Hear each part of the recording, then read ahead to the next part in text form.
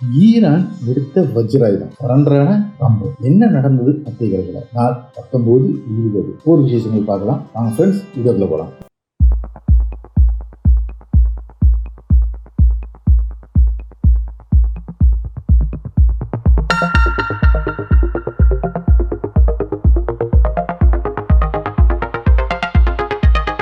Hi friends, welcome back to SJ Tamil நடுநிலை செய்திகள் and நான் உங்கள் எஸ்ஜே.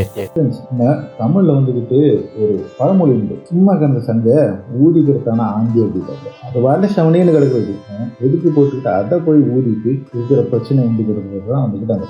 அதை தான் வந்துக்கிட்டு இப்போ நடந்திருக்கு. பல தடவை ஈரான் வார்னிங் மட்டும் கொடுக்கல, ஈரான் வெறும் பேச்சை சொல்லலை, ஈரான் சொன்னது எல்லாமே செஞ்சிருக்கு. முதல் தொட்டுட்டு ஜூன் மாதம் போன 2025 தாக்குதல் நடத்தும் கூட வந்துட்டு லாஸ்ட்டாக அடித்து நாங்கள் தான் நிறுத்துவோம்னு சொன்னாப்புல, அதே மாதிரி எங்களை தாக்குனதுக்கு அமெரிக்கா பேச அடிப்போம்னு சொன்னாப்புல, அதே மாதிரி அமெரிக்கா கால கீழே விழுந்த காரணமாக கத்தரில் வந்துட்டு அல்லுதே ஏர்போர்ட்டில் வந்து பேச மட்டும் அடிச்சுட்டு நிறுத்தினாப்புல.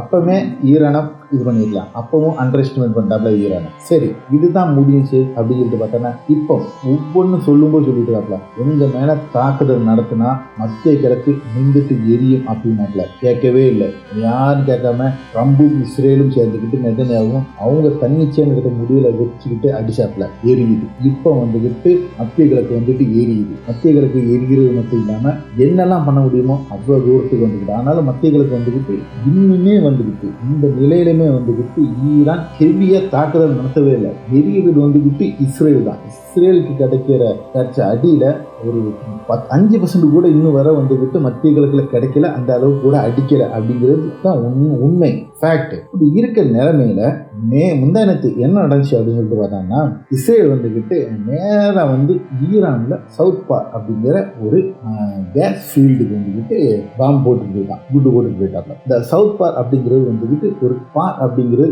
ஒரு பெரிய கேஸ் வயர். அது வந்துக்கிட்டு ஈரானுக்கும் கத்தருக்கும் ரெண்டுக்கும் நடுவில் பட்ட ரெண்டு நாட்டுமே சேர்ந்துள்ள இந்த கேஸ் பாலம். அப்போ இந்த கேஸ் ஃபீல்டில் வந்துக்கிட்டு ரெண்டுமே சேர்ந்து தான் வந்துக்கிட்டு கேஸ் எடுத்திருக்காருல, கத்தரும் ஈரானும். கத்தர் வந்துக்கிட்டு வடக்கு பக்கத்துலையும் ஈரான் வந்து தெற்கு பக்கத்துலையும் எடுத்திருக்காப்ல. இந்த தெற்கு பக்கத்துல தான் வந்துக்கிட்டு இவங்க வந்து குண்டை போட்டு போட்டாங்க. குண்டை போட்டுட்டு போன உடனே போய் 3 மணி நேரத்துல ஃபர்ஸ்ட் வார்னிங் கொடுத்தாப்புல, எல்லா மத்திய கிழக்கில் இருக்கிற அமெரிக்கா டையப்பு உள்ள நாடுகள் உள்ள எல்லா எண்ணெய் சம்பந்தப்பட்ட எண்ணெய்ங்க எல்லாம் இருமைய கம்பெனிகள் இருக்கும், அது சுற்றி உள்ள மக்கள் உடனே வெக்கேட் பண்ணிடுங்க அப்படின்ட்டாங்க.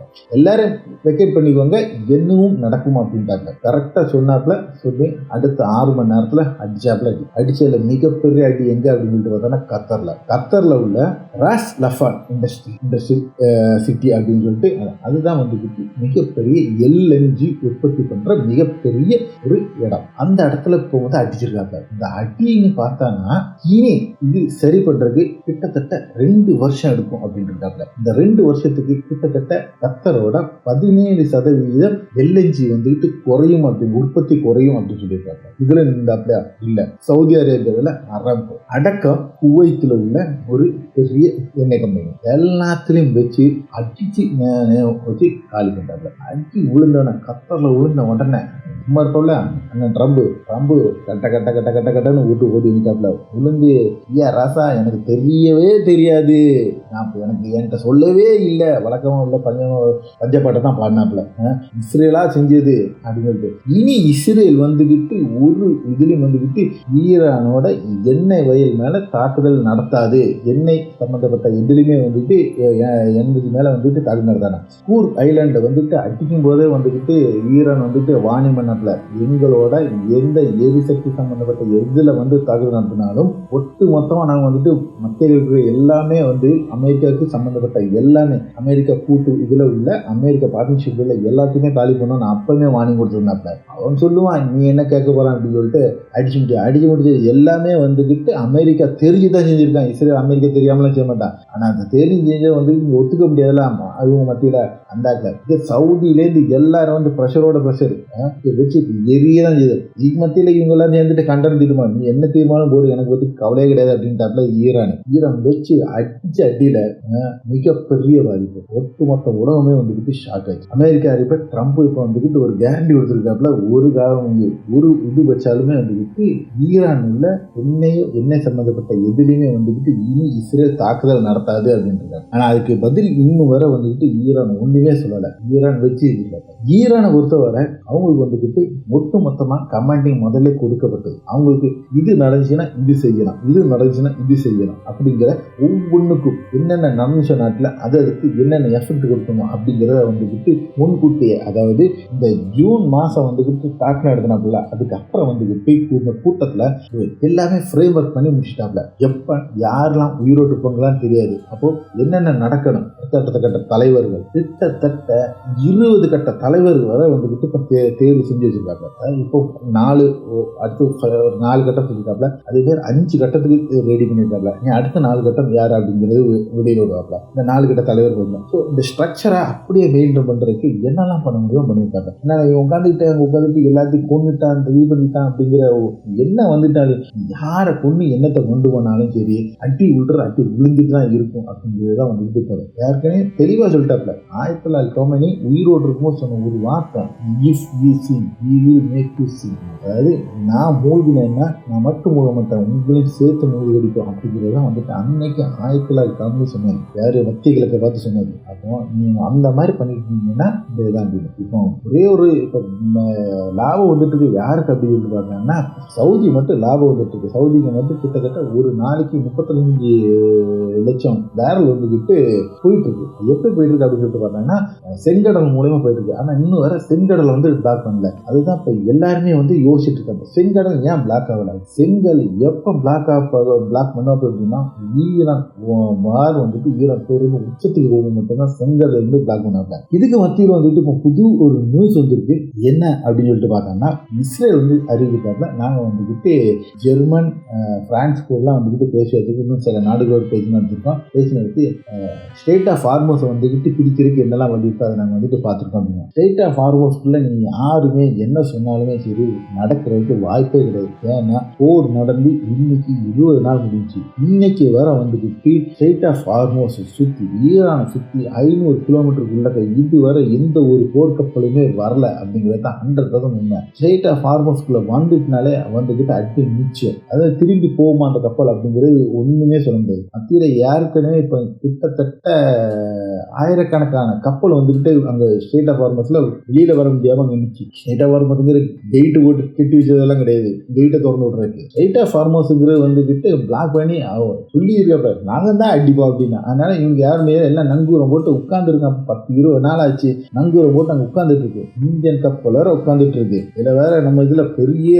பீத்து நடந்துட்டு இருக்காப்புல. இந்தியன் வந்துக்கிட்டு கப்பல் வந்துட்டு இருக்கு. ஒரு எண்ணாங்கடி வரல. இந்தியாவுக்கு மொத்தம் 20 நாளில் வந்த கப்பல் 3 கப்பல் தான் வந்திருக்கு இந்தியாவுக்கு. இந்த 3 கப்பலில் வந்து 2 எல்பிஜி, ஒரு இது வந்துக்கிட்டு பெட்ரோல் வந்திருக்கு. இந்தியா வந்து நீட்டாக செக் வச்சிருக்காப்ல. ஈரான் சொல்லிட்டாப்ல 2 கண்டிஷன் நடந்துச்சுன்னா உங்க கப்பல் வெளியில் விட்றாருக்காப்ல. என்னெல்லாம் அப்படின்னா பிரிக்ஸ் இதில் வந்துக்கிட்டு கூடி இந்தியா வந்துக்கிட்டு முன்மொழிவு வந்துக்கிட்டு இஸ்ரேலும் அமெரிக்கா தாக்குனது வந்துக்கிட்டு சரியில்லை அப்படிங்கிறது வந்து தவறு அப்படிங்கிறது வந்துக்கிட்டு முன்மொழி சொல்லியிருக்காப்ப. அது செஞ்சானா பார்க்கலாம். 2வது வந்துக்கிட்டு 3 கப்பலை பிடிச்சி வச்சிருக்காப்ப. இந்த 3 கப்பலை விட்டு வந்துட்டானா அதுக்கப்புறமா பேசிக்கலாம், இல்லைன்னா பாட்டில் இருக்கட்டும் சைடில் ஒதுக்கி அப்படின்ட்டாப்ல. அதனால இப்போ வந்துக்கிட்டு விட்டுற மாதிரி ஐடியா இல்லை அப்படின்னு சொல்லியிருக்காப்ல. இடையில 1-2 வந்தா வந்து அந்த 2 இந்திய மக்களுக்காக விடுறது தான் அப்படிங்கிற மாதிரி ஈரான்லேருந்து சொல்லிட்டு இருக்காப்ல.